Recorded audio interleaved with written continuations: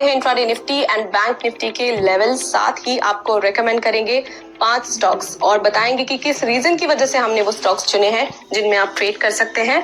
इसके अलावा कुछ इंपॉर्टेंट स्टॉक से रिलेटेड न्यूज एंड अपडेट्स भी आपसे शेयर करेंगे।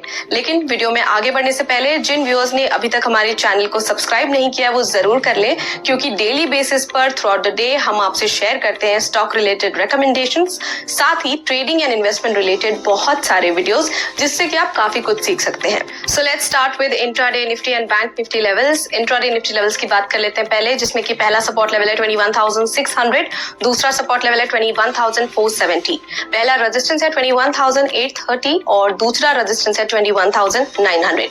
इंट्राडे बैंक निफ्टी लेवल्स देख लेते हैं, जिसमें कि पहला सपोर्ट लेवल है 45,350, दूसरा सपोर्ट लेवल है 45,000, पहला रेजिस्टेंस है 45,900 और दूसरा रेजिस्टेंस है 46,300। चलिए अब देख लेते हैं 5 स्टॉक के रिकमेंडेशंस, यानी कि 5 momentum stocks for the day. In stocks को आप होल्ड कर सकते हैं 7 to 10 डेज के लिए। आज के लिए सबसे पहला रिकमेंडेशन है ग्रीन प्लाई। इसका रीजन है यहाँ पर बुलिश एनगल्फिंग है। बुलिश एनगल्फिंग एक ट्रेंड रिवर्सल कैंडल है, या फिर कह सकते हैं कि ट्रेंड रिवर्सल कैंडलस्टिक पैटर्न है। तो इसके हिसाब से ऐसा लग रहा है कि प्राइस यहाँ से ऊपर जा सकता है। सो इसी रीजन से आप इसे बाय कर सकते हैं 232 पर। स्टॉप लॉस आप लगा सकते हैं 222 पर। पहला टारगेट 243 रख सकते हैं और दूसरा target 250। Next is IDFC first bank limited. यहाँ पर रीजन है कि it took support at 200 days SMA, यानी कि लास्ट 200 डेज का जो एवरेज प्राइस रहा है उस पे स्टॉक ने सपोर्ट लिया है। सो इस हिसाब से ये स्टॉक ने अच्छा सपोर्ट बेस बनाया है और ये वर्क कर सकता है। इसके लिए बाय कर सकते हैं आप इसे 80.50 पर। स्टॉप लॉस 76 रख सकते हैं, पहला टारगेट 85 और दूसरा टारगेट 89 पर रख सकते हैं। अगले स्टॉक पर आते हैं जो कि है वोल्टास। यहाँ पर पॉजिटिव क्रॉसओवर है। पॉजिटिव क्रॉसओवर तब होता है जब अंडरलाइंग सिक्योरिटी का छोटा मूविंग एवरेज बड़े मूविंग एवरेज से ऊपर मूव करता है। सो आप इसी रीजन से इसे बाय कर सकते हैं 1100 पर। स्टॉप लॉस लगा सकते हैं 1067, पहला टारगेट 1135 और दूसरा टारगेट 1165 पर रख सकते हैं।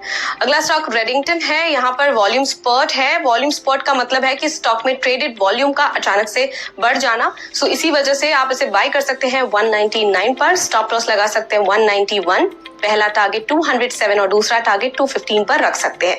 अगला stock Taj GVK hotels and resorts limited. यहाँ पर बुलिश मोमेंटम है।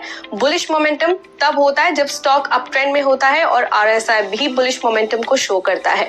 सो इसी रीजन से आप इस स्टॉक को बाय कर सकते हैं 347 पर। स्टॉप लॉस 333 रख सकते हैं, पहला टारगेट 362 और दूसरा टारगेट 375 पर रख सकते हैं।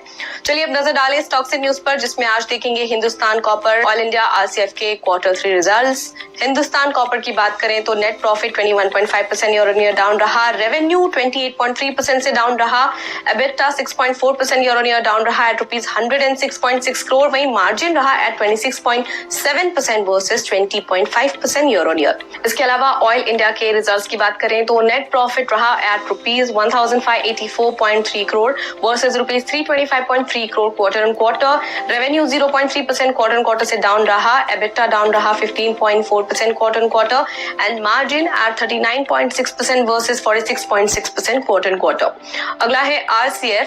इसका भी रिजल्ट देख लेते हैं, जिसमें कि नेट प्रॉफिट इनका 95.4% डाउन रहा है year on year, revenue 21.4% down रहा है ईयर ऑन ईयर बेसिस पर और एग्जैक्ट नंबर आप अपनी स्क्रीन पर देख सकते हैं। EBITDA 81% year on year down रहा है एट ₹84.1 करोड़ और मार्जिन रहा at 1.7% versus 7% year on year. So इसी के साथ अभी के लिए इतना ही, बट हम कल मिलेंगे सेम टाइम पर 5 नए स्टॉक्स के साथ।